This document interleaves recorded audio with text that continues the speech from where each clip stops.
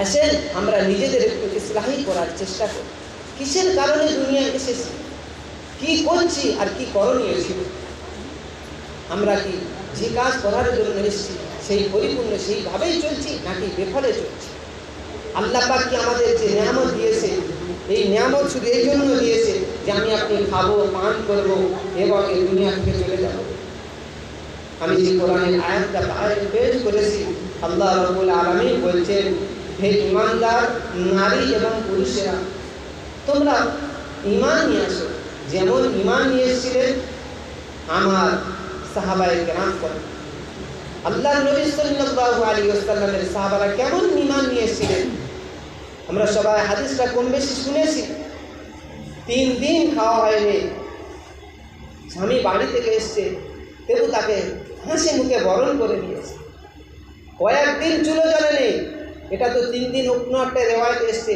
হযরতে ফাতেমাতুজ জোহরা রাদিয়াল্লাহু তাআলা আনহা, হযরতে নবী করিম সাল্লাল্লাহু আলাইহি ওয়াসাল্লামের বেটি, কয়েক সপ্তাহ সংসারে কোনো কিছু খাবার নেই।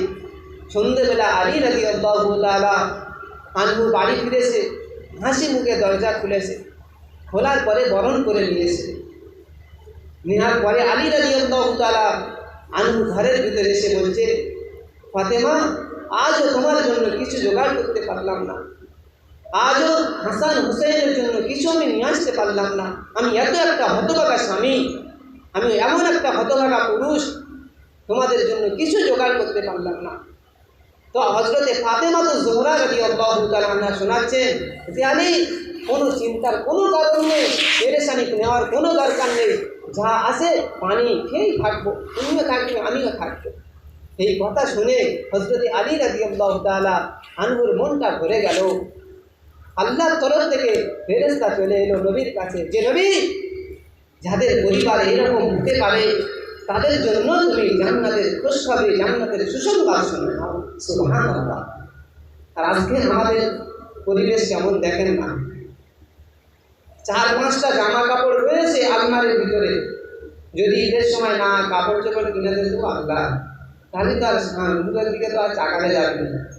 এইরকম অবস্থা আজকে আস্তে আস্তে আস্তে আস্তে আমাদের কাছে দিন দূরে থাকতে চলেছে, দূরে যেতে চলেছে। তারপরে যে আয়াত আল্লাহ পাক আরো কোরআনের মধ্যে বর্ণনা করছেন, সূরা তাহার মধ্যে, যে হে আমার উম্মত এবং উম্মতেনিগণ, তোমরা যে লফজটা জবান থেকে বার করো, যে কথা তোমরা জবান থেকে বলো, সঙ্গে সঙ্গে সেই লফজটা ফেরেশতা লিপিবদ্ধ করে নেয়। আমার প্রিয় মা বোনেরা, জ্ঞানী গুণী শুধু আল্লাহওয়ালা ঈমানওয়ালা মা বোনেরা, আসেন আজকের নিজেদেরকে একটু পরিবর্তন করার ফিকির এবং চিন্তা নিয়ে বসি।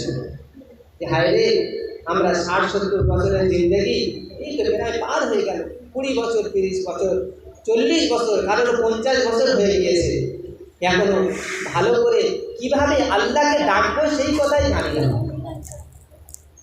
কিভাবে আল্লাহকে স্মরণ করবো সেই কথাই আমরা ভালো করে জানি না। তো আমরা কিভাবে আল্লাহকে ডাকবো, কিভাবে